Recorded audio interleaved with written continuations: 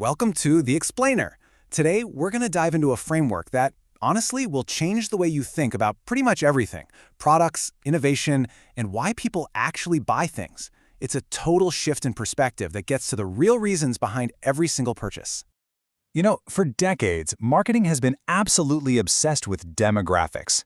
We build these super detailed personas, right? A 40-year-old male investment banker, a college-educated woman with a dry sense of humor. We slice and dice all this data about who our customers are.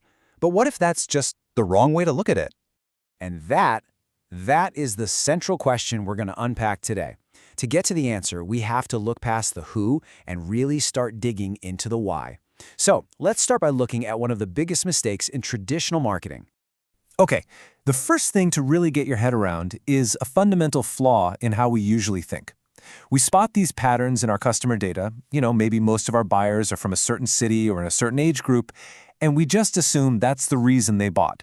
But here's the thing. Knowing who your customer is doesn't actually tell you why they bought your product. Their demographic profile? That's just a correlation. It's not the cause. It tells you what attributes they might have in common, sure, but it says nothing about the deeper motivation that actually made them pull out their wallet. This is the perfect example. Look at Professor Christensen. None of those stats about him predict what he's going to buy. He buys the New York Times for a very specific reason, in a very specific moment. Maybe he needs something to read on a plane, or it's March Madness and he's a huge basketball fan. The real cause is hidden in the circumstance, not in the person. And that brings us to a whole new perspective that just flips the entire script. So instead of thinking about customers buying products, what if we thought about them hiring something to do a job? So this is the crucial point right here. Your product is basically a candidate for a job. And the customer? They're the hiring manager. They've got a problem, a struggle, or some goal.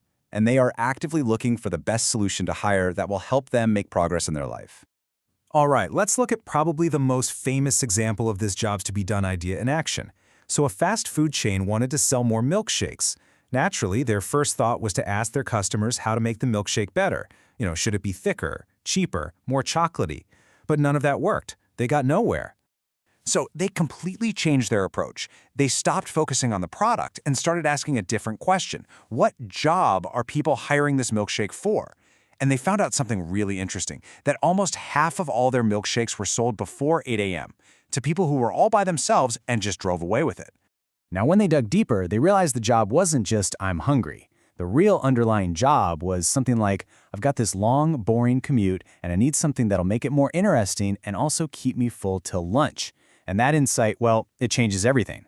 All of a sudden, the competition isn't other milkshakes, it's bagels, bananas, or maybe even just the soul-crushing boredom of the drive itself. And when you look at it that way, it makes perfect sense. A banana? Gone in 2 minutes. A bagel? It's dry, it makes a mess. But a thick milkshake? Well, it takes a long time to drink. You can hold it with one hand, and it's pretty filling. It was the perfect hire because it solved the functional problem of hunger and, just as importantly, the emotional problem of a really tedious drive. So figuring out the job isn't about running surveys and asking people for a list of new features. No, it's about doing these really deep interviews to uncover the story behind the purchase, to find that struggling moment that made them start looking for something new in the first place. Here's a story that shows just how deep these jobs can really go. So there's this guy who buys a super practical, reliable Lexus, thinking that's what he needs.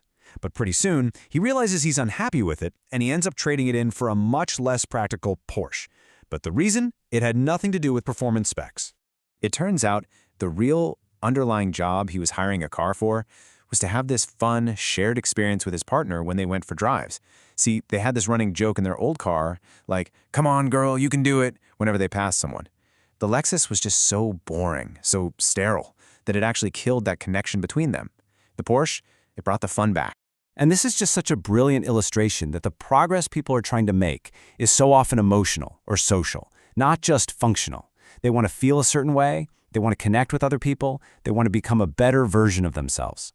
That's the real purpose they're hiring for. So how can we really analyze that moment when a customer decides to fire one product and hire another? Well, it's almost never a simple decision. There's this tug-of-war happening in their head, which brings us to what's called the forces of change. This four forces model really helps us understand what's going on. So you've got two forces pushing you toward change. First, the push from your current situation, all the stuff that's frustrating you. Second, the pull of the new solution and the promise of a better life. But then you've got two forces holding you back.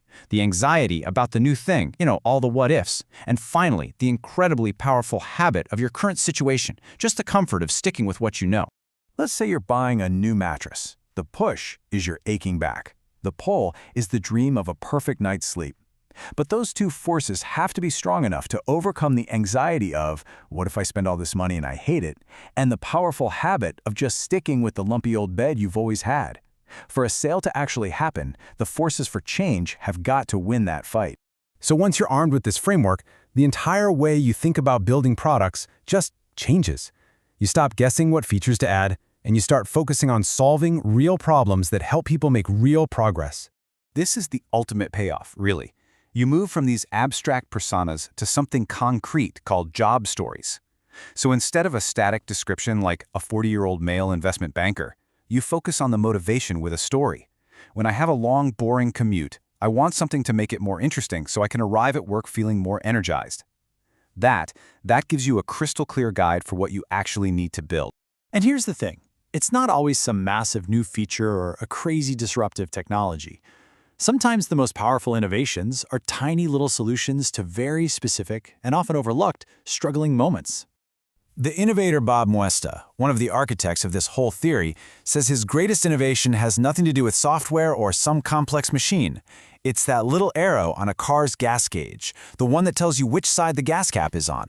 It solves a tiny but totally universal moment of anxiety and frustration every time you pull into a gas station. And that's really the key takeaway from all of this. The next time you're thinking about a product or even your own decisions about what to buy, don't just look at the features. Ask yourself, what's the struggle here? What is the job to be done?